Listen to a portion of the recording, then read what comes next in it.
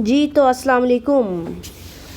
क्या हाल चाल है आपके? उम्मीद करती हूँ आप सब खैरियत से होंगे।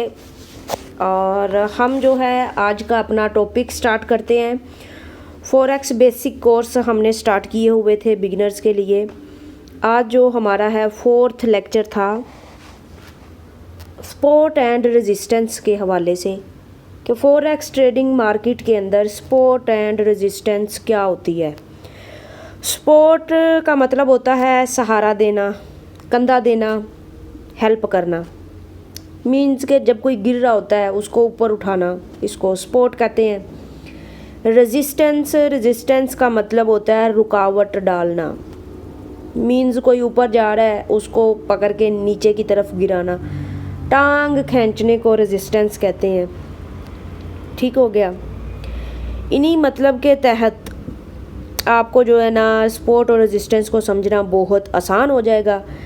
मार्केट की तरफ आते हैं तो जब मार्केट फॉरेक्स की मार्केट मूव कर रही होती है तो इसकी मूवमेंट के दौरान एक ऐसा पॉइंट आता है जहाँ पे मार्केट को रुकावट मिलती है, जिसकी वजह से वो अपनी डायरेक्शन को बदल देती है, या फिर उसको सपोर्ट मिलती है जिसकी वजह से वो अपनी डायरेक्शन को बदल देती है।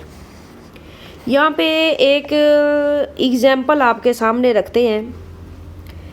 आपके पास एक क्रिकेट बॉल है, ठीक है। आप किसी कमरे के अंदर हैं, बिल्डिंग ले लें।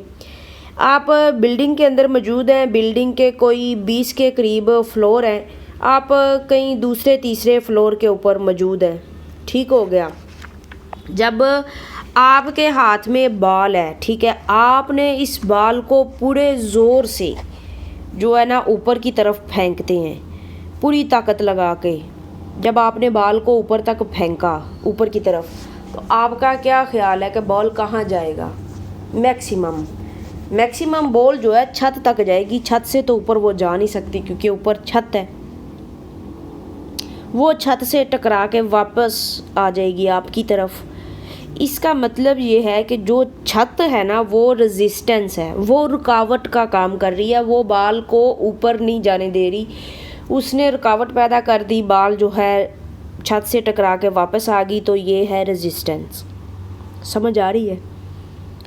इसी तरह आपने जो है बॉल को ज़मीन की तरफ फेंका तो मैक्सिमम वो बॉल कहाँ तक जाएगी? नीचे ज़मीन यानी कि फ़र्श तक जाएगी।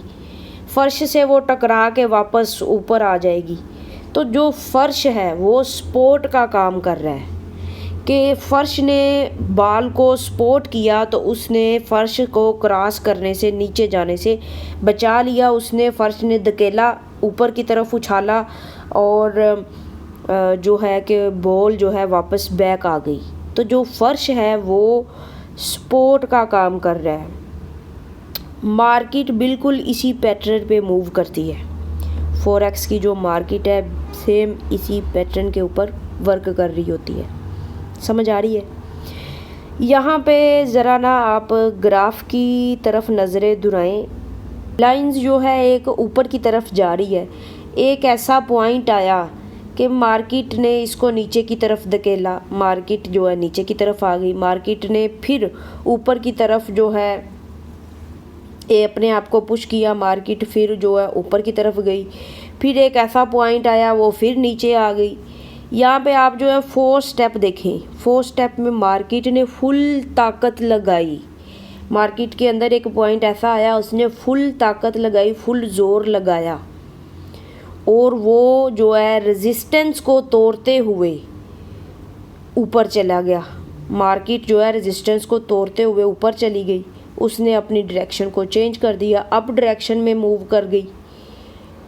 तो जो अब ये अप डायरेक्शन में मूव हुई है, रेजिस्टेंस को तोड़ा है, जो इसकी रेजिस्टेंस टूटी है वो अब इसकी सपोर्ट बन गई है, जिसको हम नाउ सपोर्ट का नाम दे देते हैं। जैसे मिसाल के तौर पे यहाँ पे एक छोटी सी मिसाल समझते हैं। आप सुपरमैन हैं, फ़र्ज़ करें आप सुपरमैन हैं। 20 मंजिल बिल्डिंग के अंदर आप मौजूद हैं। आप जिस कमरे में मौजूद है उसके ऊपर कमरे के ऊपर कमरा, कमरे के ऊपर कमरा। अब आप तो सुपरमैन है, आपने फुल ताकत के साथ जो है ऊपर की तरफ मूव किया, आपने छत को भी तोड़ दिया। छत को तोड़ के आप ऊपर वाले कमरे में चले गए। जब आप ऊपर वाले रूम में चले गए तो पहली वाली जो छत है वो आपका फर्श बन गई। जो छत आप तोड़ के ऊपर गए तो जो छत है वो आपका फर्श बन गई, यानी कि अब वो आपकी सपोर्ट बन गई। इसी चीज़ को जो है ट्रेड के अंदर आप ले लें कि मार्केट में जब पावर कम हो या तो वो सपोर्ट या रेजिस्टेंस के थ्रू टकरा कर वापस अपनी डायरेक्शन को तब्दील कर लेती है, या पावर ज़्यादा हो तो फिर सपोर्ट और रेजिस्टेंस के थ्रू अपनी जो है डायरेक्शन को बदल लेती है। समझ आ रही है? यहाँ पे जो है ना कि देखें तो सपोर्ट बनती क्यों है, इसका लॉजिकल जो कंसेप्ट है वो आप देखें कि जब आपको पता है कैंडल बन रही होती हैं तो इसमें जब आपको पता है कि मार्केट के अंदर जब मार्केट में ट्रेड हो रही होती है तो दो तरह की कैंडल बन रही होती हैं, रेड और ग्रीन। रेड कैंडल जो है सेलर की वजह से बनती है, ग्रीन कैंडल जो है बायर्स की वजह से बनती है। अब मार्केट में कुछ ऐसे पॉइंट आते हैं, लोग इंतज़ार में बैठे होते हैं कि आया कि इस जगह पे प्राइस आए तो हम जो है सेल कर दें, या इस जगह पे प्राइस आएगी तो हम बाय कर देंगे। जब सेलर और बायर वेट कर रहे होते हैं ना, इस चीज़ को जो है सपोर्ट और रेजिस्टेंस कहते हैं। जहाँ पे लोग ट्रेड के इंतज़ार में बैठे होते हैं तो ये सपोर्ट और रेजिस्टेंस होती है। मेरा ख्याल है अब आपको पता चल गया होगा प्रॉपर तरीके से कि सपोर्ट और रेजिस्टेंस बेसिकली है क्या। पीछे आपको जो है ट्रेंड लाइन लगाना सिखाया था। यहाँ पे जो है ना लाइंस लगा के देखते हैं कि मार्केट जब रेड लाइन को क्रॉस करके नीचे आती है तो नीचे एक पॉइंट से टकरा कर वापस ऊपर की जानिब जाती है, फिर ऊपर से नीचे आती है, और अब की बार जो इसने ट्रेंड लाइन लगाई थी इस ट्रेंड लाइन के अंदर अंदर मार्केट जो है मूव कर रही है। हमने एक हाइज को मिला दिया, एक लो को मिला के, या एक अपना ट्रेंड लाइन का कॉन्सेप्ट अपने लिए कवर किया था। मार्केट इसके अंदर ही मूव कर रही है। अब ये तो जो लाइंस हैं बेसिकली ये सपोर्ट और रेजिस्टेंस का काम कर रही हैं। अब समझ आया कि ये सपोर्ट और रेजिस्टेंस का काम कर रही है। नीचे वाली लाइन जो है समझ ले सपोर्ट है, ऊपर वाली लाइन को आप समझ ले रेजिस्टेंस है। इसमें ऊपर वाली लाइन जब ब्रेक होती है, जब ऊपर वाली लाइन ब्रेक होती है तो हम बाय की ट्रेड लेते हैं। जब नीचे वाली लाइन ब्रेक होती है तो हम सेल की ट्रेड लेते हैं। जब हम सेल की ट्रेड लगाते हैं तो मार्केट के नीचे जाने से हमें फ़ायदा होता है। जब हम बाय की ट्रेड लगाते हैं तो मार्केट के ऊपर जाने से हमें फ़ायदा होता है। समझ आ रही है कि जब मार्केट सपोर्ट को तोड़ के नीचे आ जाए तो हम जो है सेल की ट्रेड लेते हैं। अब हम जो है टेडी लाइंस वाले मींस के इस ट्रेंड को तो समझ लिया। अब हम देखते हैं हॉरिजॉन्टल सपोर्ट रेजिस्टेंस को। यहाँ देखें ज़रा इस जो है ग्राफ के अंदर आपको ग्रीन कलर के जो है ना गोल दायरे बने नज़र आ रहे होंगे हॉरिजॉन्टल फॉर्म में। ये जो गोल दायरे हैं ये सपोर्ट का काम कर रहे हैं। इस पॉइंट पे टच करती है मार्केट और ऊपर की तरफ धकेल देती है। फिर जैसे बॉल है आप इस पॉइंट पे फेंकते हैं वो ऊपर आ जाता है, नीचे आती है, फिर ऊपर जाती है। मींस के इस पॉइंट को टच करके ऊपर आ जाती है मार्केट, बार बार उसको ऊपर उछाल रही है। ये हमारी सपोर्ट है। इसने सपोर्ट को तोड़ा तो सपोर्ट जो है वो रेजिस्टेंस की सूरत में बदल गई। अब जो आपको दो रेड कलर के दायरे नज़र आ रहे हैं, थोड़ा सा आगे देखें, सेम इसी के ऑपोजिट जो है रेड कलर के दायरे हैं कि मार्केट जो है ऊपर आ रही है, नीचे आ रही है, ऊपर आ रही है, नीचे आ रही है। रेजिस्टेंस को तोड़ के जब वो मार्केट जो है नीचे की तरफ जा रही है या ऊपर की तरफ आ रही है तो अपनी डायरेक्शन को चेंज कर लेती है। तो ये मार्केट बहुत स्ट्रॉन्ग है। आगे जो है हम अपना फॉरेक्स ट्रेडिंग जिस ऐप के ऊपर कर रहे हैं, वर्टेक्स ऐप है, उसको ओपन करते हैं। वहाँ पे थोड़ा सा आपको दिखा देते हैं प्रैक्टिकली करके। यहाँ पे हम जो है ना एडवांस के अंदर चार्ट ओपन कर लेते हैं। आपको जो आज का हमारा टॉपिक जो हमने पढ़ा है कि सपोर्ट और रेजिस्टेंस को कैसे आपने मैनेज करना है। आपको कैसे पता चलेगा कि ये सपोर्ट है, ये रेजिस्टेंस है।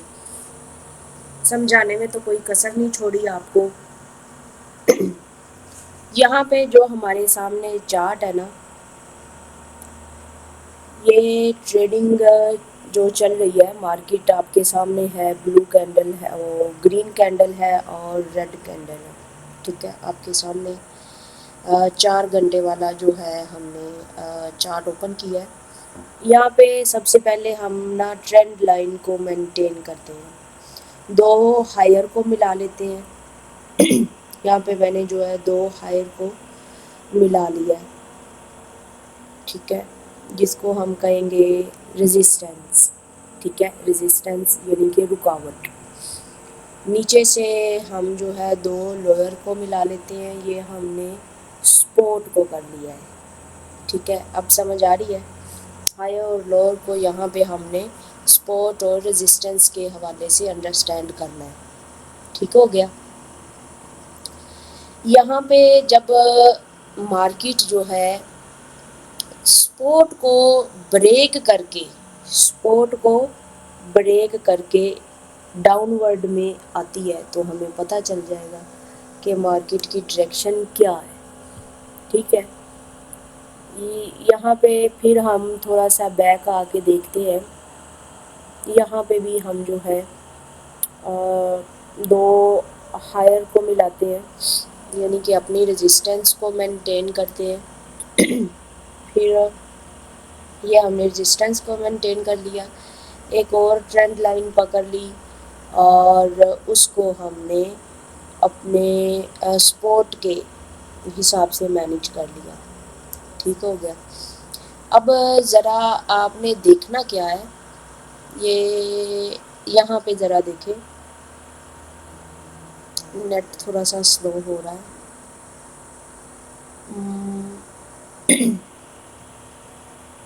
यहाँ पे थोड़ा सा जूम करके आप देखें, जहाँ पे हमने जो है रेजिस्टेंस की लाइन लगाई है, ये जो ग्रीन लाइन आपको नज़र आ रही है, कैंडल, ग्रीन कैंडल, मार्केट को कैसे उसने हमारी जो है रेजिस्टेंस को ब्रेक किया और कैसे ऊपर तक गई।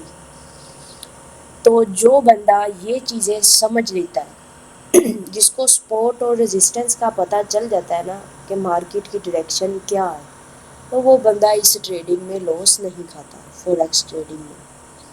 समझ आ रही है आपको कि मार्केट अगर सपोर्ट को ब्रेक करती है तो आपने कौन सी ट्रेड लेनी है, अगर रेजिस्टेंस को ब्रेक करती है तो आपने कौन सी ट्रेड लेनी है। मेन चीज़ इसके अंदर ये है, जो बंदा इसको समझ जाता है ना, अपनी सपोर्ट और रेजिस्टेंस को, वो मार्केट के अंदर मार नहीं खाता, वो ट्रेड के अंदर कभी भी लॉस नहीं कर सकता। अब हम हॉरिजॉन्टल के हिसाब से जो है ना मार्केट को समझते हैं।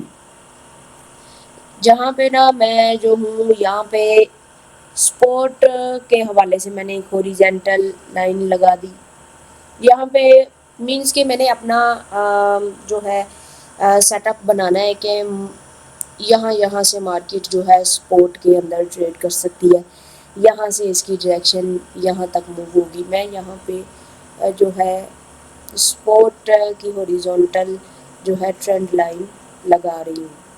ठीक है, तो ये बंदे के अपनी सेंस का होता है कि मेन चीज़ अंडरस्टैंडिंग की है।